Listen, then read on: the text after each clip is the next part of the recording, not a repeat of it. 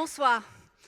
Donc, je m'appelle Valérie Viter-Mouradian, je suis banquière depuis un peu plus de 30 ans dans le secteur de la banque d'investissement. Mais il y a 32 ans, j'étais Alice. Donc comme Alice au pays des merveilles et comme peut-être et même sûrement un grand nombre d'entre vous, à un moment clé de choix dans votre vie, j'avais beaucoup d'optimisme et une volonté d'aller de l'avant, un peu candide, mais très présente. Et donc, comme Alice, quand elle se jette dans le terrier, où tout est inconnu et où elle ne comprend pas vraiment les codes, j'avais moi-même pas vraiment les codes du monde professionnel et de la façon dont on devait évoluer dans ce monde. Mais j'avais une volonté farouche de réussir, d'avancer, de commencer ma quête en quelque sorte et de prendre ce qu'il y avait de meilleur pour le faire. Je voyais un peu autour de moi, peut-être un peu comme Alice, toujours dans cette idée très débutante, où on ne comprend pas trop ce qui se passe, où il y a des personnages qui passent, des apparences qui sont étrangères. Et on grandit, on rapetisse, enfin, on a du mal à trouver ses repères. Mais ce qui compte, c'est d'essayer d'aller chercher à trouver les codes, à les comprendre. Alors, pas simplement les codes, ce ne sont pas tout, mais c'est un grand début et c'est très clairement une aide importante. Si je suis là ce soir devant vous, c'est parce que je veux réveiller en chacun d'entre vous votre capital leadership et vous aider à poursuivre votre propre quête professionnelle. C'est par l'engagement, par la recherche de l'équilibre et par l'impact que j'ai réussi à mener ma carrière. Si je suis aussi devant vous ce soir, c'est parce que je pense, c'est le sens de mon engagement. Je pense que quand on a reçu, il faut donner. Et je pense aussi qu'il faut chercher des soutiens, qu'il faut s'ouvrir, qu'il faut échanger et que c'est comme ça qu'on progresse. Alors après, l'introduction avec Alice peut vous paraître un peu biaisée, on va dire, parce qu'elle fait référence à une femme, c'est une référence genrée, féminine. Ben écoutez, je vais vous dire une chose, j'accepte d'avoir une référence féminine. Mais si vous me réinvitez une prochaine fois, un prochain TEDx, ben je prendrai le Petit Prince. Comme ça, on fera un 50-50. Et ce 50-50, c'est vraiment profondément ce à quoi je crois et mon engagement dans la diversité et la promotion de l'égalité professionnelle. Donc c'est bien par mon expérience que j'ai envie de partager avec vous ma quête, ma carrière, au travers de différents exemples et points clés de ma progression pour vous montrer que dans ce monde de la banque et de la banque d'investissement, on peut réussir avec une recherche de l'équilibre à trouver, à y avoir une belle carrière professionnelle. Donc si je reprends un peu, on repart un peu en arrière, de formation, je suis ingénieure en mathématiques et en informatique. Et ensuite, j'ai fait un 3e cycle à HEC en finance internationale. C'était assez nouveau à l'époque, c'est maintenant très répandu. Et c'est parce que je voulais vraiment compléter mon expérience, me développer, chercher quelque chose de différent. J'ai toujours eu un caractère très affirmé dès le plus jeune âge, donc avec des choix très tranchés. Et ces choix sont des choix qui me permettent de me motiver et de trouver vraiment une détermination forte. J'avais pas particulièrement de référence dans le monde professionnel ou dans le monde économique. J'étais une petite provinciale, j'ai grandi à Grenoble au milieu des pistes de ski. Mes parents étaient chercheurs au CNRS et je peux vous dire qu'on ne parlait pas du tout finance à la maison et encore moins économie. Mais j'étais attirée. Pourquoi j'étais attirée? Parce que j'avais envie de comprendre l'environnement dans lequel j'étais. On était au début, à la fin des années 80. Il faut se souvenir qu'à la fin des années 80, c'est le moment où le CAC 40 est né. C'est le moment où les marchés dérivés actions ont commencé à se développer en France. Et c'est aussi le moment des premières privatisations avec le gouvernement Balladur. Et je voyais tout ça et j'avais envie de trouver les codes, de trouver les clés. Donc je suis rentrée dans la banque. J'ai commencé par la banque, par l'asset management en 1990. Comme d'autres, voilà, il y a beaucoup d'ingénieurs qui sont rentrés dans les salles des marchés, qui ont d'ailleurs fait des belles carrières. Mais moi, j'avais choisi une voie différente. Et petite anecdote, comme quoi, quand je suis arrivée dans l'équipe, en fait, l'équipe venait de recevoir le premier ordinateur personnel. Avant, il n'y avait que des traitements de texte. Et donc, on m'a dit, ah bah tiens, toi, tu es ingénieur, donc tu vas savoir t'en servir. Et donc, loin d'être un trophée pour moi, je me suis dit qu'il fallait que j'utilise et que je me serve de ce que j'avais quelque part en plus, de différent par rapport aux autres collègues, pour faire progresser l'activité et pour ouvrir des champs et pour innover dans des domaines dans lesquels ça n'avait pas été fait avant. Donc, c'est comme ça que j'ai développé des modèles d'analyse quantitative sur les allocations d'actifs, sur un certain nombre de choses. Donc je me suis bien développée, j'ai bien progressé, j'ai en même temps développé aussi, commencé un peu ma quête et commencé un peu à trouver mon équilibre. J'ai eu la chance de rencontrer pas mal de monde. Bien sûr, dans le monde professionnel, on rencontre énormément de monde, mais d'avoir un certain nombre de personnes qui m'ont poussé, qui m'ont aidé à faire des choix. Et là-dessus, c'est un conseil qu'on ne donne jamais assez aux jeunes, et aux moins jeunes d'ailleurs. Il faut toujours oser demander, toujours oser poser des questions, toujours oser partager ses convictions. Je dois dire que dans cet univers et dans mon environnement professionnel, j'ai eu aussi la chance d'avoir rencontré mon mari. On était stagiaires dans la même équipe. Donc, on se disputait d'ailleurs l'ordinateur, le fameux. Et c'est ça qui m'a aussi porté, qui m'a permis d'être équilibrée dans mon monde professionnel et dans ma vie au quotidien. Donc après, finalement, grosso modo, j'ai découvert mon code, j'ai permis de sortir du terrier, de sortir de l'inconnu.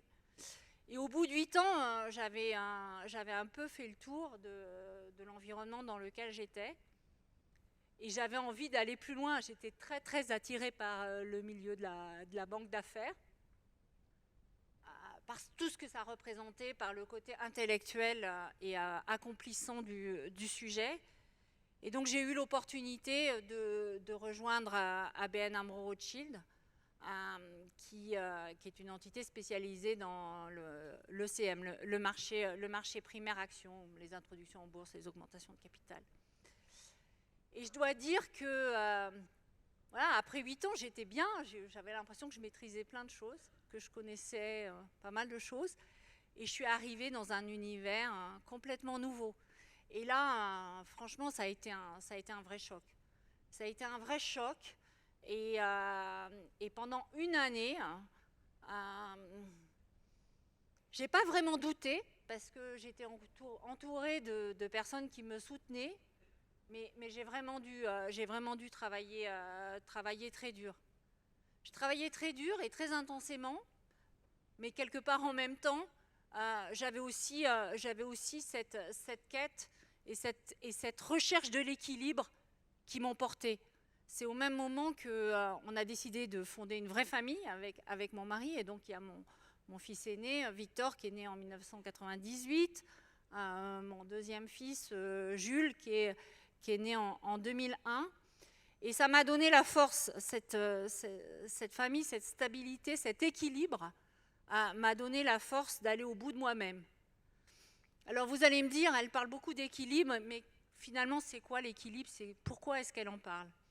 Alors aujourd'hui, on galvaude un peu ça, on dit oui, ce qui est important, c'est d'avoir une vie pro et une vie perso équilibrée. Bon, certes, c'est un peu ça l'équilibre, mais pas que. L'équilibre, c'est travailler sur plein de facettes. C'est de s'assurer qu'on ne déstabilise pas quelque chose au service de l'autre. C'est s'assurer que on est finalement accompli et qu'on arrive à trouver de la satisfaction dans tout ce qu'on fait. Et c'est surtout ne pas regretter ses choix. Ne pas regretter de ne pas avoir eu d'enfant pour sa carrière professionnelle, de ne pas regretter de ne pas choisir une opportunité qui s'offre à vous pour d'autres choses. Donc voilà pour moi ce qui est l'équilibre. Et cet équilibre m'a permis, une fois que je suis arrivée en banque d'affaires, d'en découvrir les codes. Pour ceux qui ont fait des stages, vous savez que c'est un monde qui est très exigeant, qui à l'époque était encore plus masculin qu'il était aujourd'hui. Donc j'ai travaillé comme une harchenée jour et nuit. Et je me suis dit que j'allais y arriver, et j'y suis arrivée. J'ai été aidée, j'avais des rôles modèles. J'ai jamais eu une personne en particulier auquel je me suis identifiée, mais un certain nombre de femmes, ou d'hommes d'ailleurs, auxquels je prenais ce que je trouvais d'intéressant et ce qui pouvait me convenir aussi. Donc c'est vraiment cette première étape, quelque part, qui m'a permis de grandir et qui m'a permis d'aller dans ma quête et de finalement me réaliser aussi professionnellement. Donc ensuite, j'avais passé une première étape, on va dire, et on était dans les années 2001-2002. Les marchés financiers étaient toujours très porteurs et source de nombreuses opportunités. J'avais eu la chance de travailler avec de très grands clients sur la naissance de ADS, qui est Airbus aujourd'hui, sur la bourse, sur Euronext, sur France Télécom, qui est Orange aujourd'hui.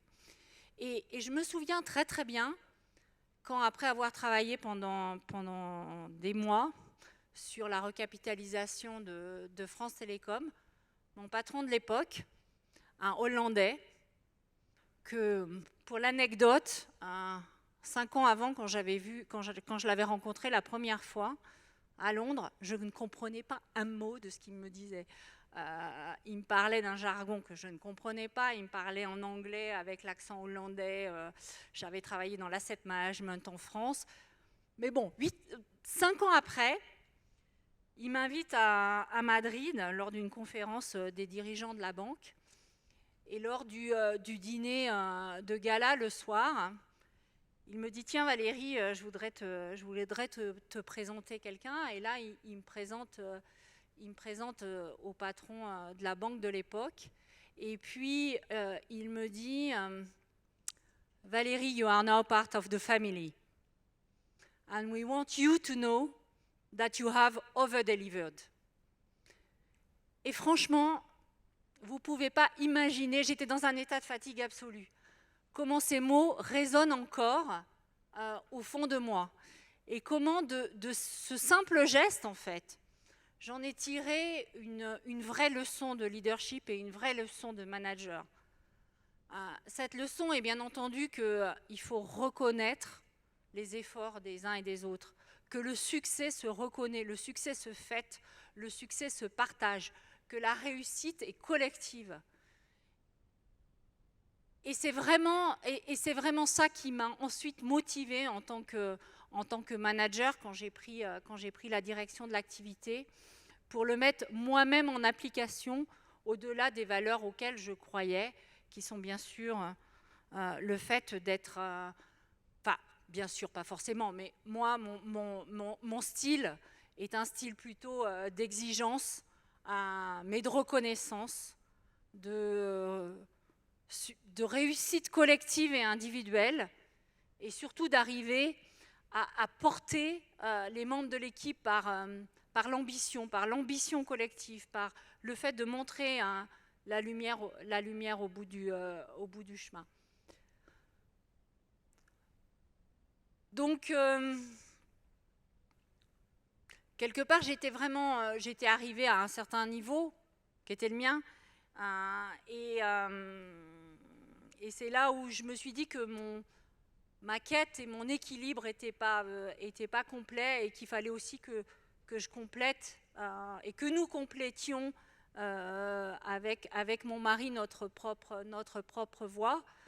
C'est pour ça qu'on a eu la chance, j'ai eu la chance de tomber enceinte et d'avoir à presque 40 ans mon troisième enfant, Mathieu.